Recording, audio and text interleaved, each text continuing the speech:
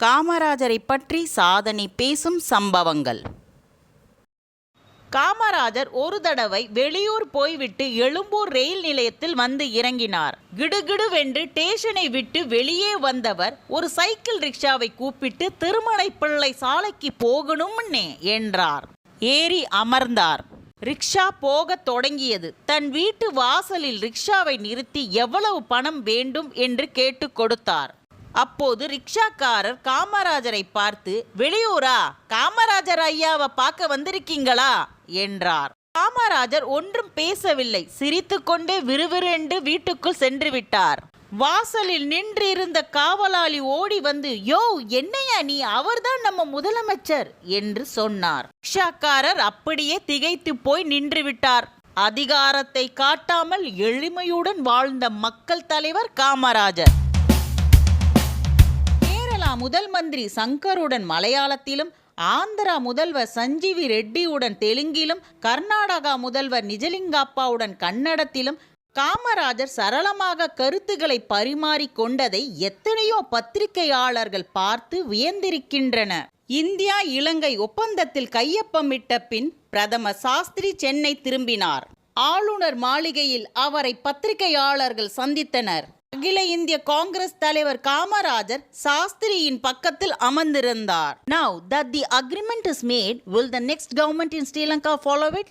இப்போது நீங்கள் இலங்கையுடன் செய்துள்ள ஒப்பந்தத்தை அடுத்து இலங்கையில் ஆட்சிக்கு வரும் அரசியல் கட்சி ஏற்றுக்கொள்ளுமா என்று ஒரு பத்திரிகையாளர் கேட்டபோது சாஸ்திரி என்ன பதில் சொல்வதென தயங்கினார். உடனே காமராஜர் சொன்னார், Don't go and print any such suggestions in the paper. An agreement signed by two democratic governments, just as any democratic government in India would honor this agreement. We expect successor government in Ceylon to honor this agreement. இந்த மாதிரி பரிந்துரைகளை நீங்கள் பத்திரிகையில் வெளியிட வேண்டாம். இது இரண்டு ஜனநாயக அரசுகளுக்கிடையான ஒப்பந்தம். இந்தியாவில் எந்த அரசு வந்தாலும் இதை மதிக்கும். இலங்கையிலும் அடுத்த அரசு இதையே செய்யும் என நம்புகிறோம் என்றதும் மிகுந்த மகிழ்ச்சியுடன் சாஸ்திரி சிரித்தபடி சொன்னார், ஐ அக்ரி வித் காமராஜ். பொதுவாக தமிழ் பேசும் காமராஜர் ஆங்கிலத்தில் துல்லியமாக பதில் அளித்ததை பார்த்து பத்திரிகையாளர்கள் வியந்துவிட்டனர். தன்னை படிக்காத பாமரர் என்றும் ஆங்கிலம் அறியாதவர் என்றும் தொடர்ந்து மேடைகளில் எதிர்க்கட்சிக்காரர்கள் ஏளனம் செய்தபோது ஒரு நாள் கூட எனக்கு ஆங்கிலம் தெரியும் என்று காமராஜர் சொன்னதே இல்லை. ஒரு முறை பெருந்தலைவர் காமராஜர் பேசுவதற்கு பெரிய மேடை ஒன்று அமைக்கப்பட்டு விளக்குகளால் மேடை அலங்கரிக்கப்பட்டு இருந்தது. காமராஜர் பேசும்போது கூட்டத்தை ஏற்பாடு செய்தவர்களை பார்த்து, பொதுமக்கள் எனது பேச்சை கேட்க ஆர்வமுடன் கூடியிருக்கிறார்கள். நான் அவர்களுக்கு தெரியாதவன் அல்லன்னே. என்னை நன்றாக பார்க்கும்படி வெளிச்சம் போட்டிருக்கிறீர்கள். ஆனால் நான் அவர்களை பார்த்து பேச வந்திருக்கிறேன்னே. அவர்கள் அமர்ந்திருக்கும் பகுதியில் ஒரே இருட்டாக இருக்கிறதே. நான் அவர்களை எப்படி பார்த்து பேசுவது? அவர்களின் முகத்தை நான் பார்த்தால்தானே அவர்களின் எதிர்பார்ப்புகள் என்ன என்று எனக்கு தெரியும்னே. அவர்களின் எண்ணங்களை, அவர்கள் முக பிரதிபலிப்புகளை நான் அவர்களை பார்க்காமல் எப்படி தெரிந்து கொள்வது?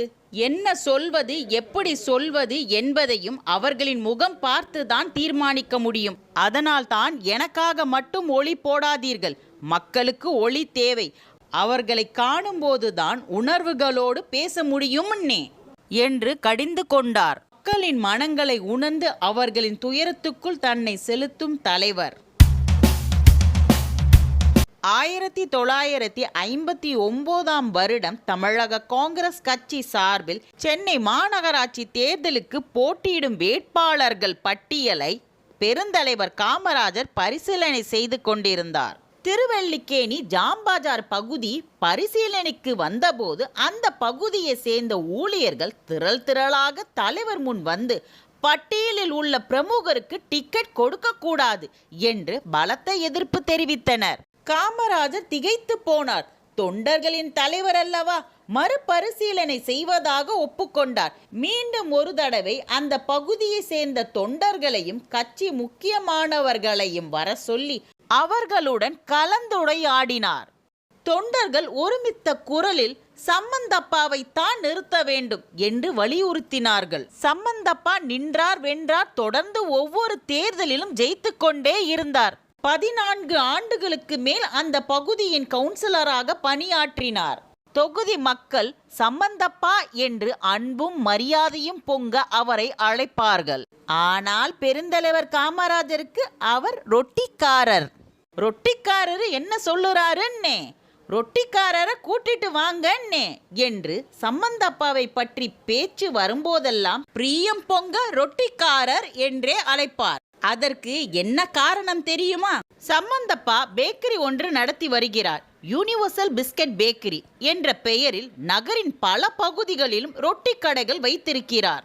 ஒவ்வொரு வருடமும் பாரதம் முழுவதும் பெருந்தலைவர் காமராஜரின் பிறந்த தினம் கொண்டாடப்படும் போது தலைவர் வீட்டில் அவரது திருக்கரங்களால் வெட்டப்படும் பிறந்த தின கேக் சம்பந்தப்பா அன்போடு கொண்டு வந்த கேக்காகத்தான் இருக்கும். 1975 அந்த வருடம் பெருந்தலைவர் காமராஜர் உடல் நலம் குன்றி படுத்த படுக்கையாக இருக்கிறார். இந்த வருடம் கேக் வெட்ட அது இது என்று எழுந்து நடமாடுவது உடல்நிலைக்கு உகந்ததல்ல என்று எல்லோரும் நினைக்கிறார்கள், சொல்வார்கள்னே. சம்பந்தப்பா வழக்கம் போல் பிறந்த நாள் கேக் கொண்டு வருவாரே, அதனை ஏற்றுக்கொள்ளவில்லை என்றால் அவர் வருத்தப்படுவாரேன்னே. பரவாயில்லப்பா, கேக் வெட்டலாம் என்கிறார் தலைவர். அது அவர் கொண்டாடிய கடைசி பிறந்த தினம்.